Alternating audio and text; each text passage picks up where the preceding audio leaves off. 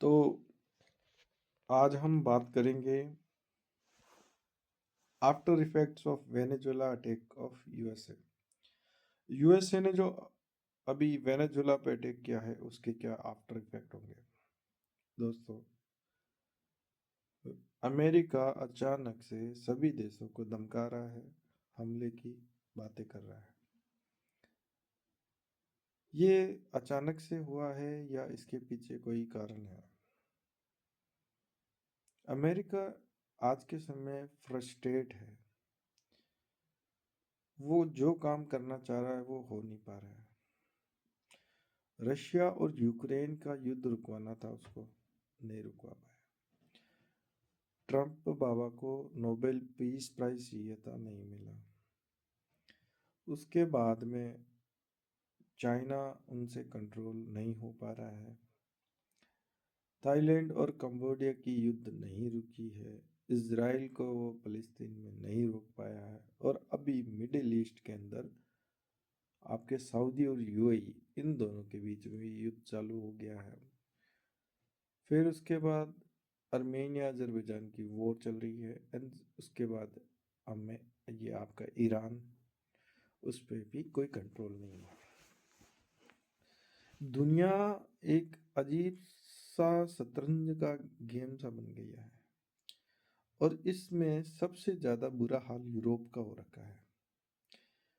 इसने सोचा कि हम नाटो को एक्सटेंड कर देंगे और यूक्रेन को नाटो का मेंबर बना के और रशिया के बॉर्डर पे जाके बैठ जाएंगे। और ये यूक्रेन और रशिया का इस तरीके से वॉर चालू हो जाता है। इनकी ये मिस कैलकुलेशन और ये गलत स्टेप पूरी दुनिया को एक आर्थिक युद्ध में झोंक देती है। अब 1 साल से ऊपर हो गया है लगभग, लगातार युद्ध चल रहा है यूक्रेन और रशिया का। रशिया और यूक्रेन इनके सबसे बड़े एनर्जी सप्लायर थे यूरोप के, और यही युद्ध में चले गए। अब टर्की के अंदर भुखमरी फैल रखी है, क्योंकि गेहूं और चावल रशिया और यूक्रेन देते थे इनको। दोनों युद्ध में है। टर्की, जिसकी जिसकी भूकंप के समय में भारत ने ऑपरेशन मदद चला के मदद की थी, उसने ऑपरेशन सिंदूर के टाइम में पीठ पे छुरा घोंपा था। और कहते हैं कि कर्मा अपना खेल दिखाता है। वही हुआ टर्की के साथ। आज शताब्दी का सबसे बड़ा सूखा टर्की में पड़ा है, और टर्की को गेहूं देने वाला भारत है, जो मना कर दिया है भारत ने। अब वो कई चिट्ठियां लिख रहा है भारत सरकार को कि हमारी मदद करो। तो टर्की के भी बड़े बुरे हाल हैं। उसके बाद हम एक देश की बात करते हैं, ईरान। 2024 के आसपास इस देश के सुप्रीम लीडर खमनेई ने, अयतुल्ला खमनेई ने कश्मीर के ऊपर जहर उगला था। तब से इनके दिन मन खराब चल रहे हैं। अब अमेरिका ने वहाँ पे जो रिजाइम चेंज का जो इनका एक अलग ही सिस्टम चला रखा है, नेपाल, बांग्लादेश, श्रीलंका, और इसके बाद अब ये ईरान में होता हुआ दिख रहा है। पाकिस्तान में भी इमरान खान की सरकार गिरा दी थी, तो अब ईरान भी लाइन में लगा है। यहाँ पे भी वो जो 1960 1980 के टाइम के जो पुराने इनके राजा हैं, वो वापस लौट रहे हैं with the support of America. तो अब ईरान के अंदर तो भी एक नए लीडर बैठेंगे, शाह रजा पहलवी। वो लौट रहे हैं। वो लौटेंगे तो यहाँ का कॉन्स्टिट्यूशन भी चेंज होगा, और ये एक लिबरल लिबरल और पश्चिमी मूल्यों पे आधारित लोकतंत्र बन जाएगा। तो ईरान तो पूरा ही चेंज हो जाएगा, पाकिस्तान के इंडिया के जैसा पड़ोसी बन जाएगा एक। तो इधर अफगानिस्तान वाले पाकिस्तान को ठोक रहे हैं, इधर इंडिया ऑपरेशन सिंदूर चला रहा है, और पता चल रहा है नीचे भी एक ऐसा देश इंडिया के तरह देश बन रहा है। वो तो अलग ही। हम ईरान तो पूरा, उसकी तो पूरी सोसाइटी चेंज हो रही है। देखो तमाशा मदारी का क्या होता है पाकिस्तान के चारों तरफ। अब वेनेजुएला के ऊपर जो सैंक्शन हटे हैं उसके बाद भारत को तेल का एक और विकल्प मिल जाएगा खरीदने का, क्योंकि अमेरिका लालची देश है। तो बहुत जल्द अमेरिका भारत को तेल ऑफर करेगा वेनेजुएला वाला। तो इससे क्या है कि थोड़ा सैंक्शंस का जो इशू चल रहा है वो रिजॉल्व होगा। अमेरिका ने कई बार भारत को कहा है कि आप रूस का तेल खरीदना बंद करो, इससे युद्ध नहीं रुक पा रहा है। और भारत का एक ही जवाब होता है कि हमने ईरान और वेनेजुएला में इन्वेस्टमेंट कर रखी है, और हमारी ओएनजीसी की जो पीएसयू है वो वहाँ पे इन्वेस्टमेंट बहुत पुराना और लंबे समय से कर रखा है, पर आपके अमेरिका के सैंक्शंस की वजह से हम वहाँ से तेल नहीं ले पा रहे हैं। अब वहाँ से नहीं ले पा रहे तो यहाँ से ही लेना पड़ेगा। तो अमेरिका ने लगता है कि उसी को देखते हुए जो जयशंकर साहब ने 2023 के अंदर बात बोली थी, 24 के अंदर युद्ध जब चालू हुआ था, उस बात को सीरियस अब लिया है और वेनेजुएला के अंदर अपने प्रॉफिट को बुक करके और हमारे लिए ऑयल की व्यवस्था की है। बड़ा तगड़ा बिजनेसमैन है ट्रम्प। तो इसका मतलब ये है कि यूरोप के अंदर जो हमारे न्यूजीलैंड तो नीचे आ गया, ये अपने ब्रिटेन और ओमान और न्यूजीलैंड से हमारे जो फ्री ट्रेड एग्रीमेंट हुए हैं, उसके बाद हमारा एक ट्रेड एग्रीमेंट 2026 के अंदर मोस्ट प्रोबेबली यूरोपियन यूनियन और के साथ भी हो जाएगा, जो कि बहुत बड़ी बात होगी ट्रेड के एस्पेक्ट में। और उसके बाद अमेरिका डेस्परेट होके हमारे साथ ट्रेड एग्रीमेंट करेगा।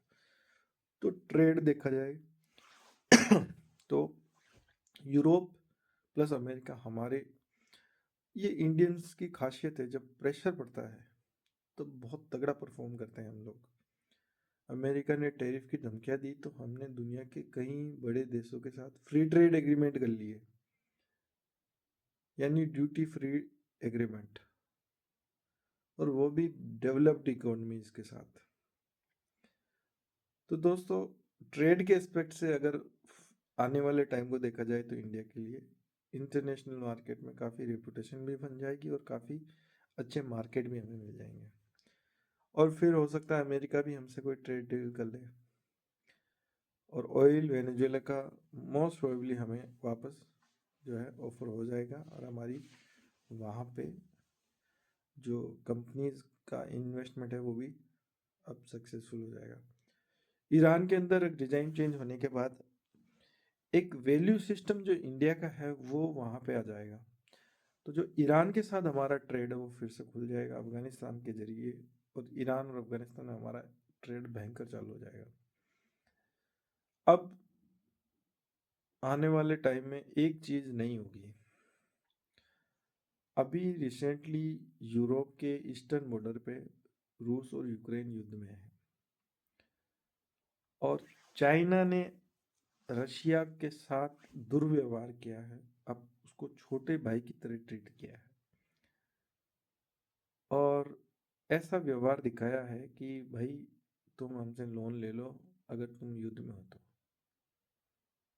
तो ये जो चाइना ने रशिया के साथ गद्दारी की है इस युद्ध के समय में, और इंडिया ने ओपन चैलेंज होते हुए भी अमेरिका को साइड में करके तेल खरीदा और उसकी इकोनॉमी को सरवाइव करने के लिए पूरी हेल्प की। बहुत सारे एम्प्लॉयज़ आर्टिफिशियल इंटेलिजेंस वगैरह से रिलेटेड वगैरह, तो एक अच्छी खरीदारी भी की और तेल भी खरीदा, और वापस रिटर्न में भी बहुत तरह की सर्विसेज प्रोवाइड की।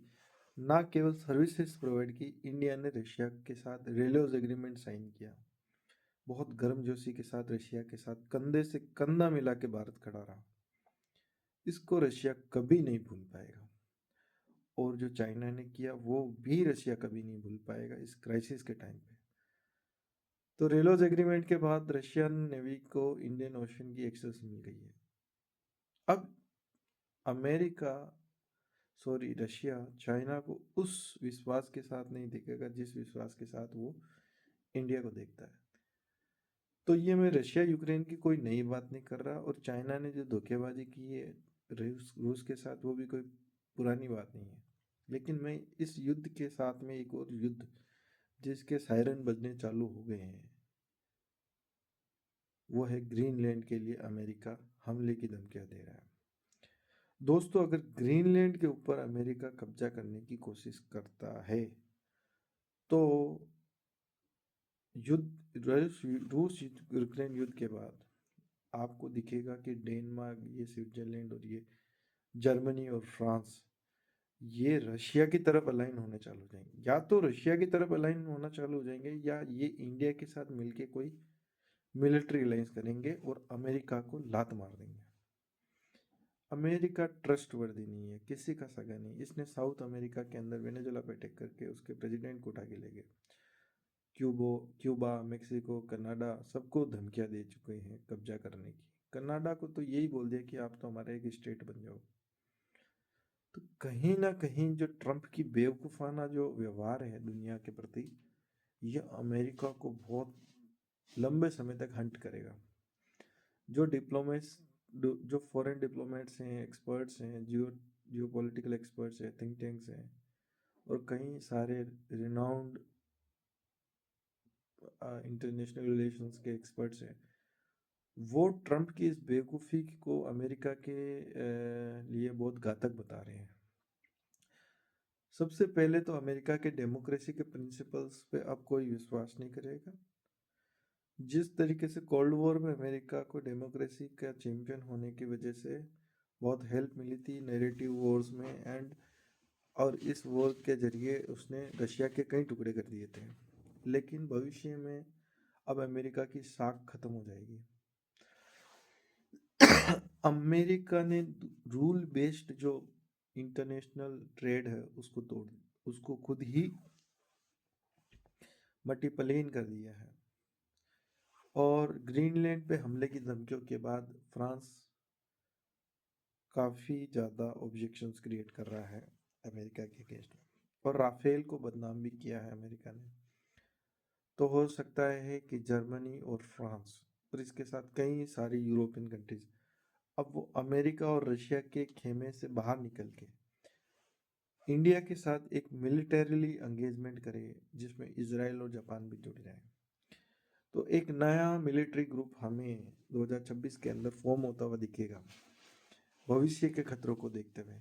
और ये जो न्यूजीलैंड और ओमान और ये जो ब्रिटेन और यूरोपियन यूनियन, ये जो फ्रांस और ये फ्री ट्रेड की तरफ जा रहे हैं, ये सिग्नल है एक मिलिट्री अलायंस का। क्योंकि कोई भी मिलिट्री अलायंस से पहले एक इकोनॉमिक अलायंस बनती है। इकोनॉमी ही युद्ध बन करवाती है, इकोनॉमी ही अलायंस बनाती है, और इकोनॉमी ही मिलिट्री ग्रुप बनाती है।